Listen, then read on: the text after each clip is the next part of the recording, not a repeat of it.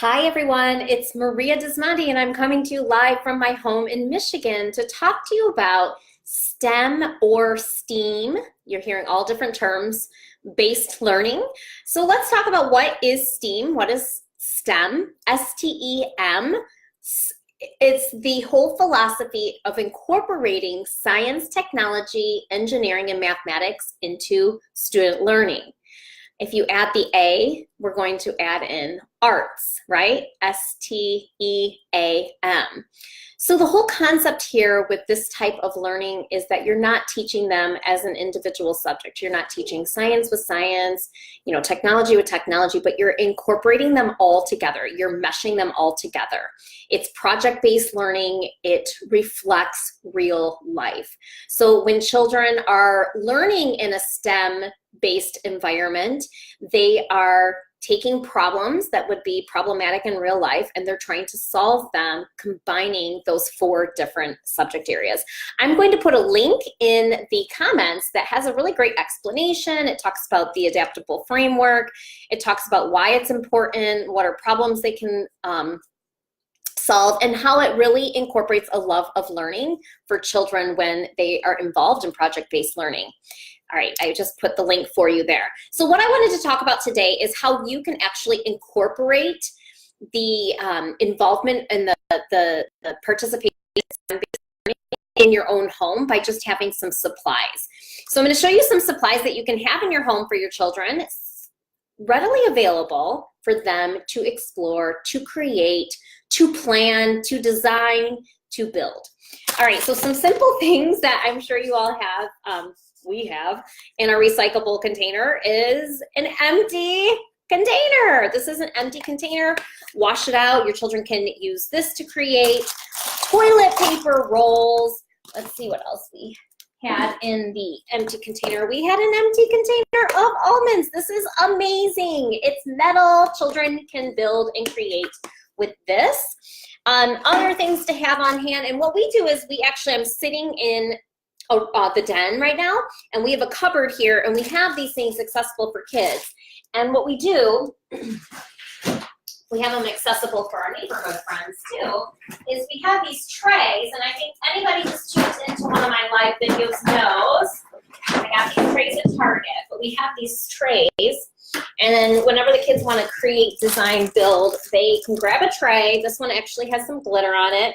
And they can go to the kitchen table, they can go to the countertop in the den, and they can create. And we just ask that they keep stuff on the trays so that we don't have glue gun all over the place. A glue gun is a really great thing to have. We just let our daughter just turned 10. We just let Ruby start using the glue gun when she was 9 with supervision. An iron is a really good thing to have with adult supervision. Cotton balls is great. Anything that they can manipulate and build with, so that could be like little characters like this. Legos. These are awesome containers that we got at the dollar store. I think we got like 16 for $1. The kids put slime in these. The kids put glitter in these or paint in these if they want to make projects. Some type of Play-Doh, which is really great for creating. This we got, I think, at Target. It's a little knockoff of Play-Doh. You can make your own Play-Doh. Other items, you can have little plastic cups for stacking, large solo plastic cups to create a big castle tower. You can have cards, right? Just regular old playing cards. Encourage children to build with those. So what I'm showing you right now, if you're just tuning in, is all different supplies that you can have in your home, but make them readily available for children so that when they come home from school, they can go grab a tray, they can sit at the kitchen table, and they can design and build.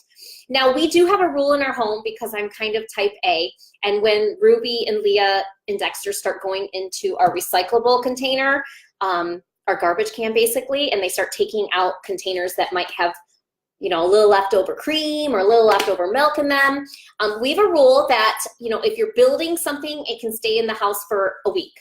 And if you're using it and playing with it, it can stay longer, but typically the kids are building things and then they just sit there after the fun of it is building it. So if they take a big Amazon cardboard box, they love designing and creating with it, but then the box just sits there. So we usually say they can keep those things around for like a week if they're not playing with it.